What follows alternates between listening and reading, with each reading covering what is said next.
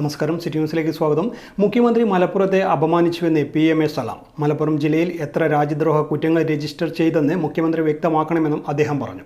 ആരോപണങ്ങളിൽ നിന്ന് മകളെ രക്ഷിക്കാനുള്ള ശ്രമത്തിന്റെ ഭാഗമാണിതെന്നും RSSനെയും BJPയെയും പ്രീണിപ്പിക്കാനാണ് മുഖ്യമന്ത്രി ശ്രമിക്കുന്നതെന്നും അദ്ദേഹം ആരോപിച്ചു.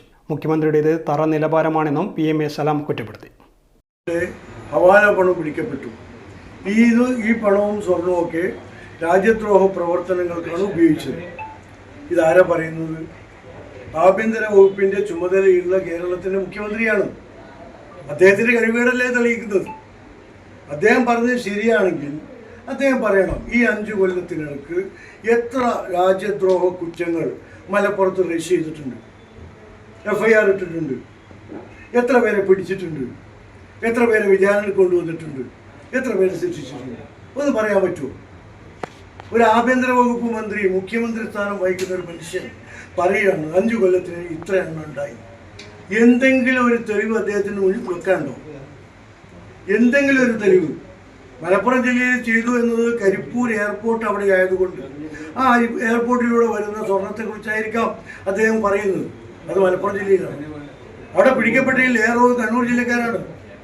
കണ്ണൂർ ജില്ലയിൽ നിന്ന് ആളുകൾ പോയിട്ടാണ് അവിടെ സ്വർണം കടത്തുന്നവരെ തട്ടിക്കൊണ്ടു പോകുന്നത്, സ്വർണം വെട്ടിപ്പ് നടത്തുന്നത്. ഒരുപാട് തെളിവുകളും പ്രതികളും നമുക്ക് കിട്ടിയില്ലേ?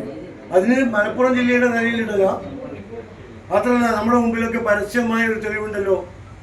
തിരുവനന്തപുരം എയർപോർട്ടിലൂടെ ഡിപ്ലോമാറ്റിക് സംവിധാനത്തിലൂടെ സ്വർണം കൊണ്ടുവന്നത് പരസ്യമായി പിടിക്കപ്പെട്ടതില്ലേ? നിങ്ങളൊക്കെ അല്ലേ റിപ്പോർട്ട് ചെയ്തത്? എത്ര ദിവസം റിപ്പോർട്ട് ചെയ്തുകൊണ്ടിരുന്നു? ആ സ്വർണം പിടിച്ചത് എവിടെ പോയി? അതിലെ പ്രതികൾ ആരൊക്കെയാണ്? പ്രതികളെ പിടിച്ചോ? കോടതിയിൽ ഹാജരാക്കിയോ?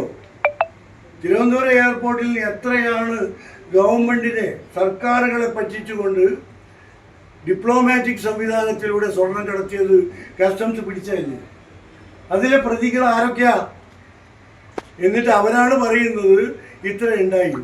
ഒരു തെളിവെങ്കിലും ഹാജരാക്കാൻ അദ്ദേഹത്തിന് കഴിയണ്ടേ? അദ്ദേഹത്തിന്റെ ആഭ്യന്തര വകുപ്പ് ഒരാളുടെ പേരിലെങ്കിലും രാജ്യദ്രോഹ കുറ്റം ചുമത്തി അറസ്റ്റ് ചെയ്തിട്ടുണ്ടോ ഈ കാര്യത്തിൽ?